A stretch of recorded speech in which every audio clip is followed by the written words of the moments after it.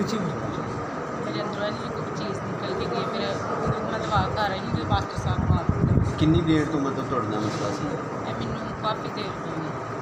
ਹੁਣ ਤੁਸੀਂ ਬਤਾਉਂ ਦੇ ਫਸਲ ਨਾਲ ਠੀਕ ਹੋ, ਕੰਮ ਸੀ ਜਿਸਮ ਕਰ ਰਹੇ ਹੋ? ਹਾਂਜੀ ਬਿਲਕੁਲ ਠੀਕ ਠਾਕ। ਹਾਂਜੀ तो मैं अपने कार चुनी तो मेरा दिल कर मैं अपने कार चो चली जाऊँ सप जो नजर आते हैं मेरे गर्दन से सप तुर पैंते हैं लत्तां नूं सप च ला के मारते हाँ जी मैं अपने घर चो सप नजर आते हैं। ਤੇ ਅਸੀਂ ਪਾਰਸਾ ਸਾਹਿਬ ਨੇ ਤੁਹਾਡਾ ਸਵਾਲ ਕੀਤੀ, ਤੁਸੀਂ ਬਿਲਕੁਲ ਠੀਕ ਹੋ। ਤੁਸੀਂ ਜਿਹੜੇ ਮੁਕਾਮੀ ਪਾਰਸਾ ਸਾਹਿਬ ਨੇ ਨਾ ਵੋਇਸ ਸਾਹਿਬ ਜਿਹੜੇ ਨੇ ਉਹਨਾਂ ਨਾਲ ਤੁਸੀਂ ਰਾਬਤੇ 'ਚ ਰਹਿਣਾ ਠੀਕ ਹੈ। ਦੁਆ ਖੁਦ ਵੀ ਕਰਨੀ ਤੇ ਡਾਂਟਣਾ, ਜਿਸ ਤਰ੍ਹਾਂ ਖੁਦਾ ਦੇ ਖਾਨੇ ਨੇ ਤੁਹਾਨੂੰ ਕਿਹਾ ਨਾ ਕਿ ਤੁਸੀਂ ਖੁਦ ਵੀ ਡਾਂਟ ਸਕਦੇ ਹੋ, ਖੁਦਾ ਨੇ ਪਿਆਰ ਕੀਤਾ ਹੈ। ਤੁਸੀਂ ਦੁਆ ਕਰੋ, ਦੁਆ ਦੇ ਵਿੱਚ ਠਹਿਰੋ।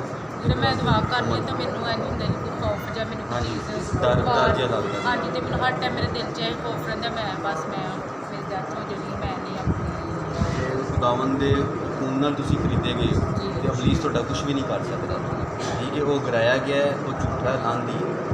ਖੁਦਾ ਨੇ ਤੁਹਾਨੂੰ ਜ਼ਿੰਦਗੀ ਦਿੱਤੀ ਤੇ ਉਹਨੇ ਕਸਰਤ ਦੀ ਜ਼ਿੰਦਗੀ ਦੇਣ ਦਾ ਤੁਹਾਡੇ ਨਾਲ ਵਾਅਦਾ ਕੀਤਾ।